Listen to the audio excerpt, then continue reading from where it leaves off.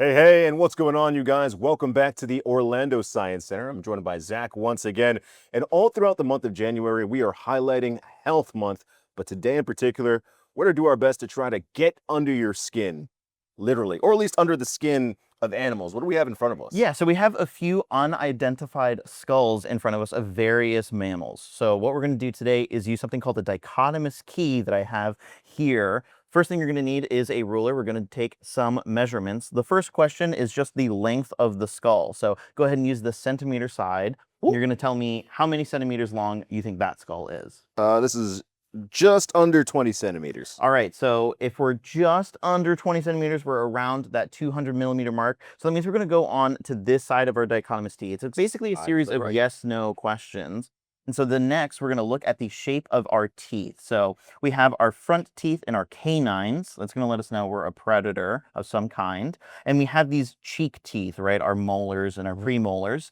We can see that these teeth are spaced out. They're not butted up right against each other. And that's our next question. So we have our mountainous shaped teeth right here. They don't look like canyons. They have peaks and valleys to them. And they are spaced out. So that lets us know that this is a coyote, right? Right. So we can take our picture of our coyote, swap it on right over here. Check. There we go. That's pretty cool. We were able to narrow it down in less than, what, 2 minutes? Yeah, so using this dichotomous T, it's a series of yes/no questions essentially, and that lets us go down that path. So there are always going to be those like little adaptations in animals that'll help you identify it much quicker than using a dichotomous T, but it's also very important to just double check your work. Okay. And a skeleton is really important. We have our skeletal system right here. This is a real human skeleton. It was donated to the Orlando Science Center. And we use this all the time out on the floor to teach our guests about our skeletal system, including our skull and all 206 bones in our body. Does he have a name?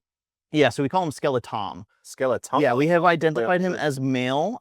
We can tell that just due to his pelvis bones, and different bone structure will help identify different things like gender, or other like even things like height as well. We would know like about how tall he was. We know he was of European descent, things like that. Okay, really cool. Yeah. Obviously, we want to learn as much as we can throughout the month of January, not just about human health, but about animal health too. If you guys want to come join us and find out what skull is representative of which animal, we'd love to see you here all throughout the month of January.